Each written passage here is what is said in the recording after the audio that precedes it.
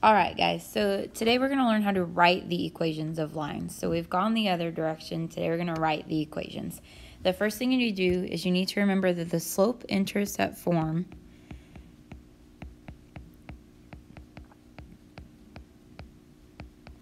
is y equals mx plus b.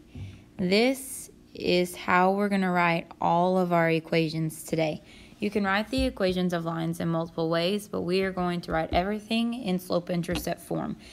We know we have slope-intercept form when the y is all by itself. And in order to write in this form, you need to have a value for slope and a value for the y-intercept. So remember, our slope is the m, and our y-intercept is the b. So if I have a value for m and for b, then I can write the equation of the line. So when we look at this very first example, it says the slope of the line is -3 and the y-intercept is 2. I have the slope, so I'm going to highlight that with my slope color, and that's m. I have the y-intercept, so I'm going to highlight that with my y-intercept color, and that's our b. So this one gives me a slope of -3 and a y-intercept of 2. If I have the slope and the y-intercept, I can go ahead and write that the equation of that line will be y equals -3x plus 2. So I filled the slope into this place in front of x, and I filled the y-intercept into this place on the end. All right? Same thing with example 2. Example 2 says the slope of the line is 3/4, and the y-intercept is -5. It gives me everything that I need to know. It tells me the slope, so my m is 3/4, and it tells me the y-intercept, the b, is -5. So my slope is 3/4, my y-intercept is -5. That's all I need to write the equation. So we have y equals 3/4x minus 5.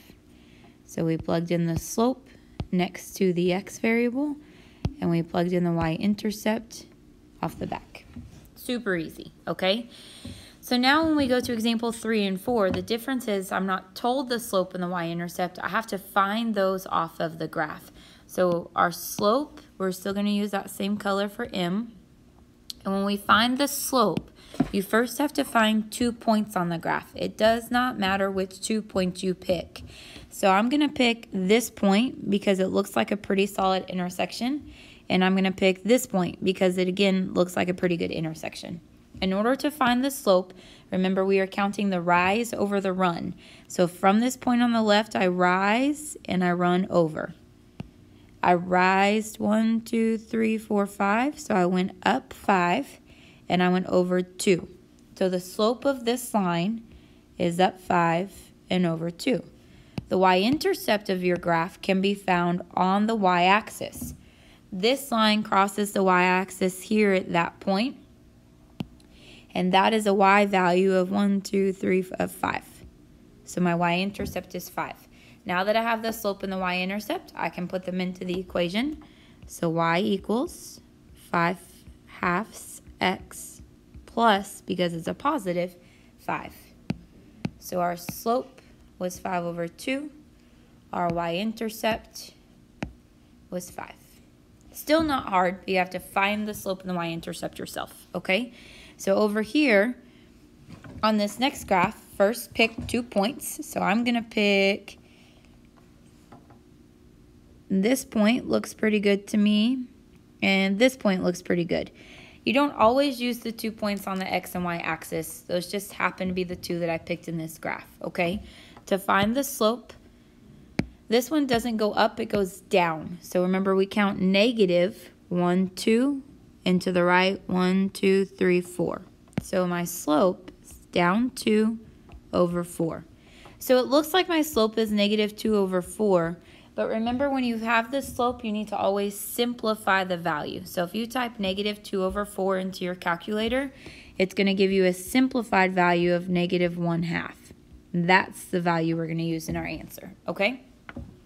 The y-intercept is going to be where your graph crosses the y-axis. That happens right here, and that is a y value of -2. So I have my slope and my y-intercept. The equation of my line is y equals -1/2 x minus 2. So my slope was negative 1/2. My y-intercept was negative 2. All right, that's how you do it from a graph. Super easy. All right, example 5 and 6 is different because it gives us a slope and a point. So it doesn't give us the y-intercept, it gives us a different point. So if we start using our highlighter again, m is the slope, and it tells me that the slope of my line is 2. So I know that my m value is 2. But this point they give me here is not a y-intercept. It's just a random point, and a random point has an x and a y value. So I need to find b, okay? So the first thing I'm going to do is I'm going to plug in all numbers to y equals mx plus b. And after I've plugged in every number I know, then I'm going to solve for b. So we need to find b. So we're going to start with y equals mx plus b. M is the slope, right?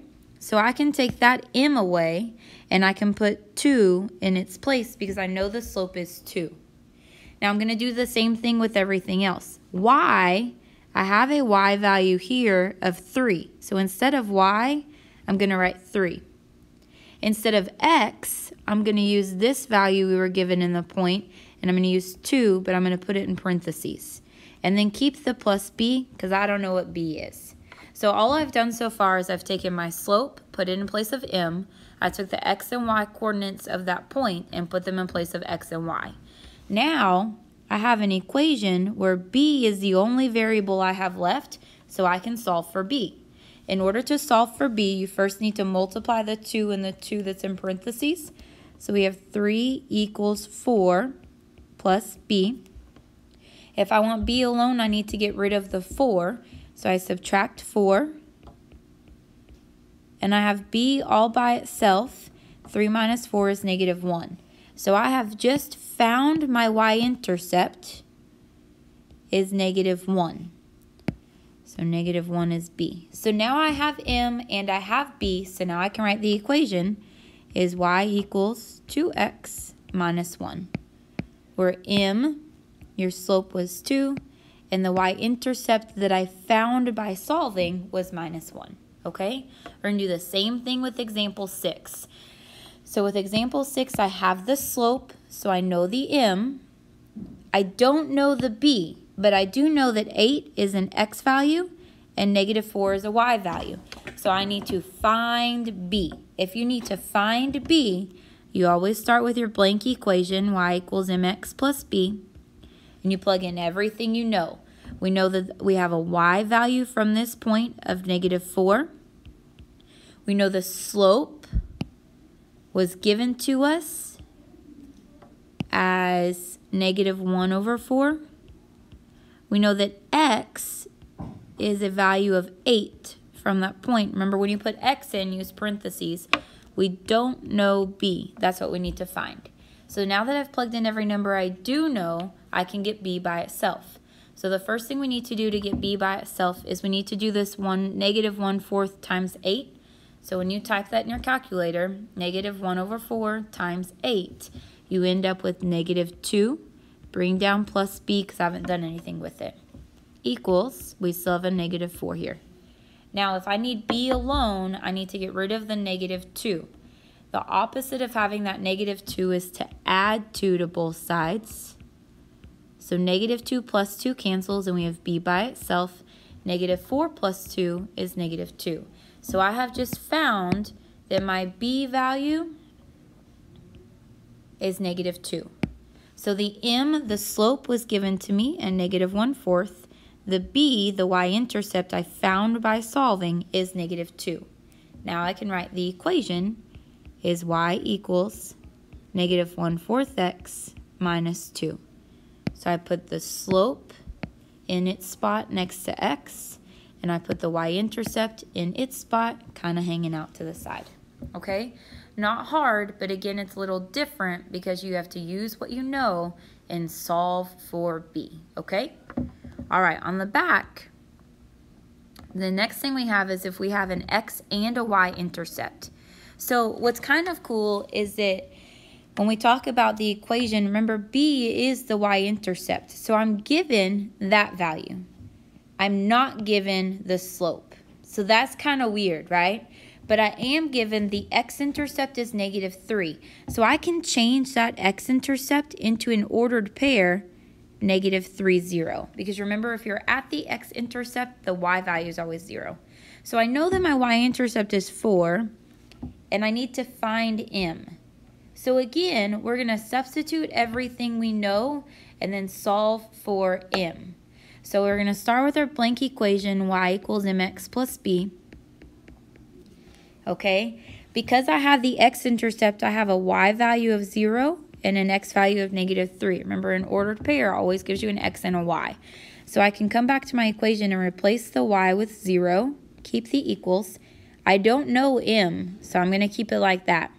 X was -3. And remember, we put x in parentheses. B was a +4, so we write +4. So now I have this situation where I have an equation, and m is the only variable I have. So let's get m by itself. In order to get m by itself, first we minus 4 from both sides. 0 minus 4 is -4. Now this m parentheses -3, that means I have m times -3. And if I have m times -3, I really like to write it like -3m instead. It means the same thing. So all I did was drop this down, but I reordered it for myself. My 4's are gone, okay? If -3 and m are stuck together, and I need to separate them so that all I have is m, we need to divide. So divide by -3. So we have m by itself. Now, you need to go to your calculator and type alpha y equals enter, -4 on the top, -3 on the bottom. That simplifies to 4/3. So now I have solved and found that my value for m, my value for the slope, is 4/3. Now I have m and b, so I can write my equation is y equals 4/3x plus 4, where the slope was 4/3 and the y-intercept is +4. All right? All right, example 8. Example 8 is the same thing, okay? We're going to find what we're given first. We're given the y-intercept, so we know that the b value is 5. This x-intercept is 3, but really that gives me an ordered pair where x is 3 and y is 0. I need to find the slope, so I need to solve for m, okay? So I start with my blanket equation of y equals mx plus b. I plug in everything I know. The y value is 0. The x value is 3. So I have 0 equals, I don't know m, but I know that x is 3, and I have +5 for my y-intercept, okay? I'm minus 5 first. So I have -5 equals, remember we can reorder this m times 3 to 3m. Divide both sides by 3. M equals -5/3. That's what it simplifies to.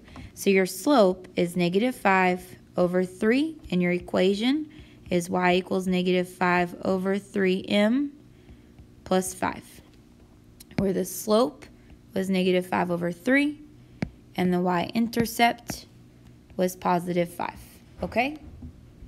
All right. You're going to stop this video, and we're going to do a second video to finish the last 2 examples on the notes. Okay?